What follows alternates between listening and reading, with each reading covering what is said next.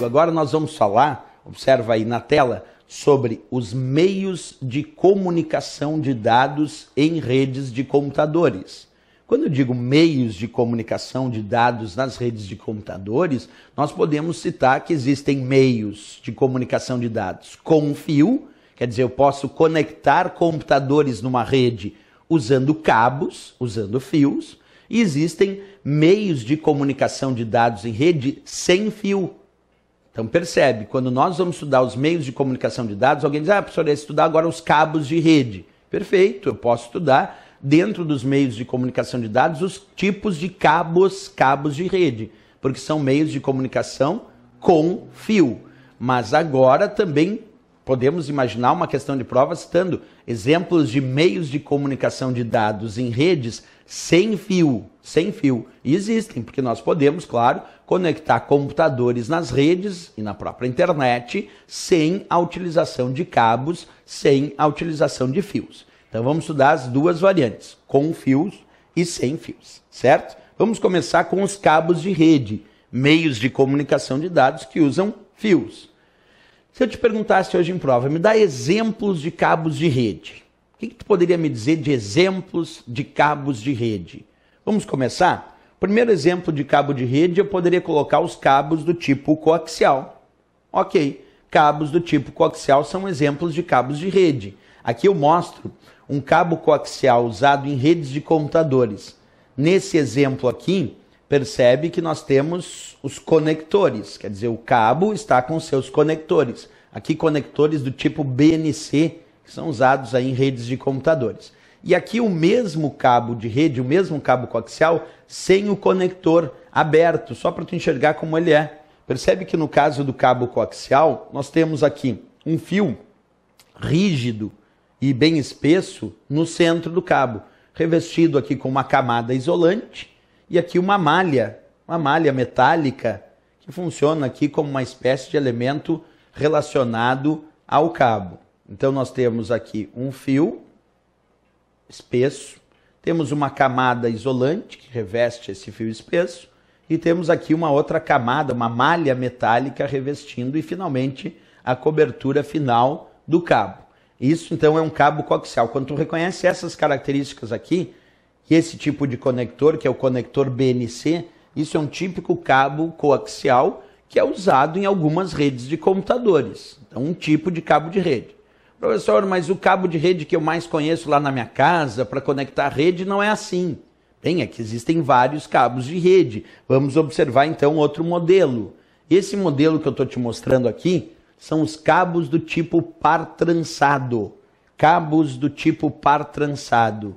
E aqui a mesma coisa. Eu te mostro um cabo par trançado com o seu conector. Esse é mais, tu reconhece mais, a maioria das pessoas quando eu mostro o cabo par trançado, alguém diz, esse aqui eu tenho lá na minha casa, esse cabo de rede eu já vi. Bem, se tem esse conector aqui é o cabo par trançado. Esse conector é o conector RJ45, conector utilizado para cabos par trançado. E aqui eu estou te mostrando o cabo par trançado, observa aí ampliado, sem o conector. Aqui o conector, o cabo com o conector RJ45, bem parecido com aquele fio do telefone que usa um conector chamado RJ11. Esse aqui é um cabo par trançado, usando o conector RJ45, bem comum aí nas redes de computadores. E aqui nós temos os fios que compõem esse cabo par trançado.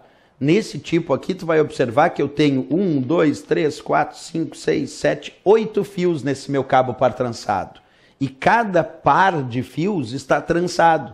Então ele é formado por 1, 2, 3, 4 pares de fios. Dá 8 fios, mas são 4 pares de fios. E cada par de fios está trançado.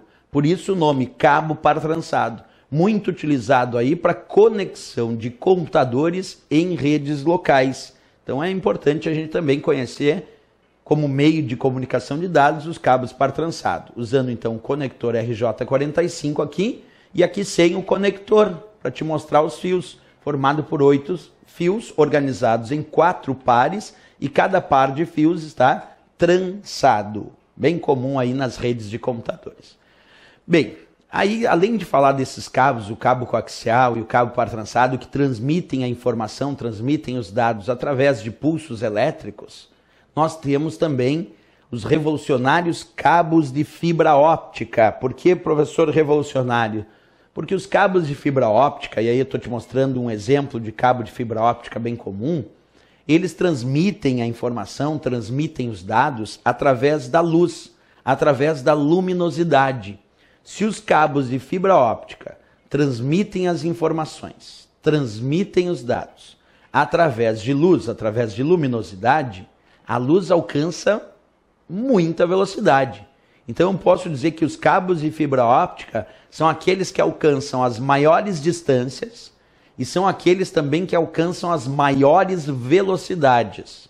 Isso é interessante a gente debater. Os cabos de fibra óptica que transmitem os dados através da luz, da luminosidade, por isso fibra óptica. Quando eu estudo a luz, eu estudo dentro da óptica. Então, cabos de fibra óptica transmitem as informações através de luz e por isso, em função da característica da luz e da sua velocidade, são os cabos que alcançam as maiores distâncias e também os cabos que alcançam as maiores velocidades. Se a gente imaginar que eu estou te mostrando um cabo de fibra óptica com o seu conector e aqui um cabo de fibra óptica sem conector, certo?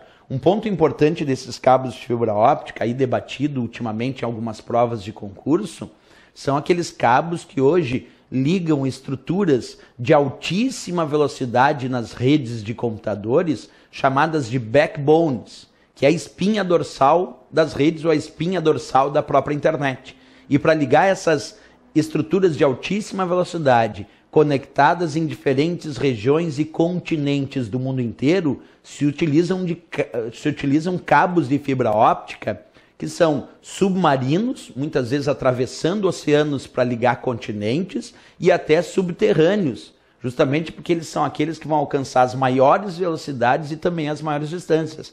Então, uma prova cobrando, vamos imaginar, uma forma eficiente de transmissão de dados em longa distância, com alta velocidade de transmissão de dados, com altas taxas de transmissão de dados, chegando na casa dos gigabits e dos terabits por segundo, quer dizer, dos bilhões de bits por segundo giga, ou dos trilhões de bits por segundo tera, aí nós estamos falando dos cabos de fibra óptica. Então são aqueles que alcançam as maiores distâncias e também são aqueles que alcançam as maiores velocidades. Por isso mesmo, são usados para interligar backbones. Backbones são estruturas de altíssima velocidade, conectadas entre si em diferentes países e continentes do mundo inteiro, que usam cabos de fibra óptica para fazer suas conexões de longa distância, conectando computadores e backbones em diferentes países e continentes, mas a altíssima velocidade e, inclusive, observa comigo,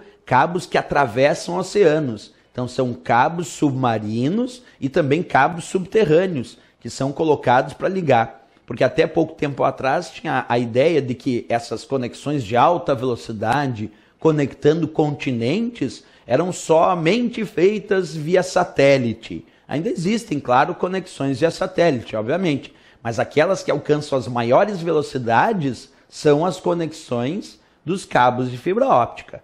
Porque as conexões via satélite usam ondas de rádio e as conexões feitas pelos cabos de fibra óptica vão usar luz, vão usar luminosidade e por isso vão ser aquelas que alcançam as maiores distâncias e também as maiores velocidades de acesso, certo? Então, o cabo de fibra óptica é importantíssimo hoje, vinculado à velocidade e também a conexões de longa distância entre continentes, países ou cabos submarinos ou subterrâneos.